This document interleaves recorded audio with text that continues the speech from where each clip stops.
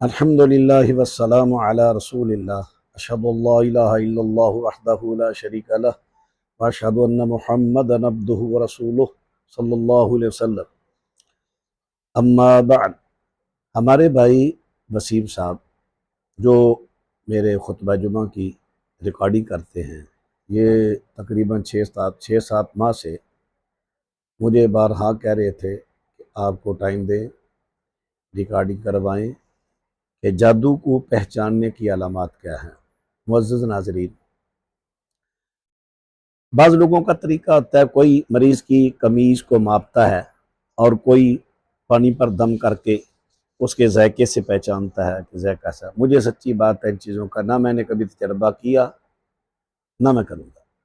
مجھے تو یہ معلوم ہے جو شروع سے طریقہ چلتا آ رہا ہے کہ اطباء، ہمارے حکماء اطباء لوگ مریض کو علامات پوچھتے ہیں، جب علامتیں پوری ہوتی ہیں تو فرماتے ہیں کہ آپ کو فلاں بیماری ہے۔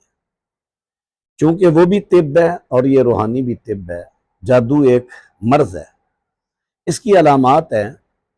وہ علامات، کچھ علامات کے دلائل بھی ملتے ہیں کتاب و سنت سے، اور کچھ جو معالج ہیں انہوں نے اپنے تجربات کی روشنی میں بیان کی ہے۔ تو میں وہ عرض کر دیتا ہوں، سب سے پہلی اس کی علامت جادو کی ہوتی ہے خواب ڈسٹرب ہونے، جیسا کہ سنن نبی داود اور سنن ابن ماجہ حدیث ہے، نبی کریم صلی اللہ علیہ وسلم نے ارشاد فرمایا، قیامت کے قریب مومن کے خواب سچے ہوں گے، جتنا مومن اپنی گفتگو میں سچا ہوگا اتنے اس کے خواب سچے ہوں گے۔ فرمایا سچا خواب اللہ کی طرف سے ایک بشارت ہے۔ اور پھر آگے اللہ کے رسول علیہ السلام کی حدیث ہے، آپ نے فرمایا وَالرُّؤْيَا تَحْزِینٌ مِّنَ الشَّیطان، جو خواب پریشان کرنے والا وہ شیطان کی طرف سے ہے۔ مثلا خواب میں مردے نظر آنے، فوت شدہ قبریں نظر آنی، اس طرح لڑائیاں جھگڑے، اس نے اس کو مارا، اس نے اس کو مارا، وہ مجھے مارا میں اس کو مارا، قتل دیکھنے، خون دیکھنے، اس قسم کے سانپ نظر آنے، چھپکلیاں نظر آنی، بچھو، گندے پانی، صاف پانی، پریشان کرنے والے خواب، یہ سب سے پہلی علامت ہوتی ہے جادو کی۔ جب یہ خواب آئے جادو آئے گا، اگر دوبارہ خواب آئے ایسا جادو آئے گا۔ ہاں یہ یاد رکھنا کہ پریشان کرنے والا خواب نبی علیہ السلام نے تعلیم دی ہے، کسی کے سامنے بیان نہ کرو۔ تو آپ نے فرمایا اعوذ باللہ 3 مرتبہ پڑھو، اپنے بائیں طرف تھتکار دو۔ اور دوسری علامت، یہ کندھوں کا کھچاؤ شروع ہو جاتا ہے، پنڈلیاں تھکی تھکی درد، پھر کمر، بعض کو کمر کی درد شروع ہو جاتی ہے، بعض کو جوڑوں کی درد شروع ہوتی ہے۔ یہ علامات ہوتی ہیں۔ معدہ ڈسٹرب ہوتا ہے، معدہ ڈسٹرب ہوتا ہے، معدہ کبھی قبض، کبھی موشن، کبھی بار بار واش روم، کبھی کھانا کھایا فوراً حاجت ہوگی۔ اسی طرح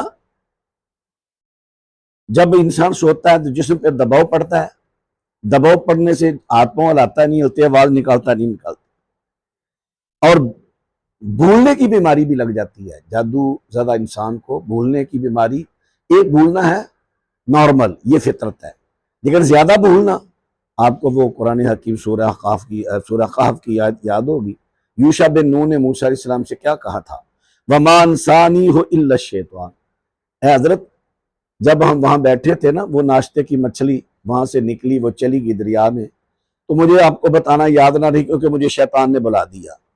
نسیان میں شیطان کا بڑا کردار ہوتا ہے، بلا وجہ غصے چڑھنے۔ نبی علیہ السلام کی حدیث ہے ان الغضب من الشیطان، جس کو نبی داود کی روایت کہ غصہ شیطان کی طرف سے۔ نارمل غصہ، چلو نارمل غصہ یہ فطرت ہے، لیکن ضرورت سے زیادہ غصہ، بلا وجہ بار بار غصہ، یہ شیطان کی طرف سے، یہ ایک علامت ہے۔ اور جسم پر دھبے پڑ جانے، سیدہ عائشہ صدیقہ کے گھر ایک لڑکی تھی چھوٹی، آپ نے دیکھا صفعت ان کے لفظ ہیں، اس کے چہرہ پر دھبے تھے کالے۔ نبی علیہ السلام نے فرمایا اس کو نظر بد دم کرو۔ نظر بد جب لگتی ہے اس کا علاج نہ کیا جائے وہ خود بخود جادو بن جاتا ہے۔ نبی علیہ السلام کا طریقہ تھا نا، آپ رات کو ہاتھ اٹھاتے سونے سے پہلے 3 دفعہ قل هو اللہ، 3 دفعہ فلق 3 دفعہ والناس پڑھ کے ہاتھوں پہ پھونکتے، سارے جسم پر پھیرتے۔ یہ سنت کتنے لوگوں نے زندہ رکھی ہے۔ اور اس سے نظر بد کا علاج ہوتا ہے، اور جو کرتے ہی نہیں وہ نظر بد برقرار ہے، 2 دن 3 دن حسد اور نظر بد خود بخود جادو بن جاتی ہے۔ اسی طرح ایک اور بھی علامت ہے، جادو شدہ بندے کو جب کوئی آدمی نارمل دم کرے گا نا، اس کو جمائیاں آئیں گی بار، بعض دفعہ مریض کو بھی آتی ہیں، دم کرنے والوں کو بھی آتی ہیں، کیونکہ نبی علیہ السلام کی حدیث ہے ان التثاؤب من الشیطان، کہ جمائی شیطان کی طرف سے ہے، وہ جمائیاں آئیں گی بار بار، یہ بھی ایک علامت ہوتی ہے۔ تو چلتے محسوس ہونا میرے پیچھے کو آ رہا ہے، دیکھا تو کچھ بھی نہیں، یہ علامتیں ہیں۔ اور آگے میں چل کے بیان کرتا ہوں کہ جب گھر میں جنات مسلط ہوتے ہیں تو پھر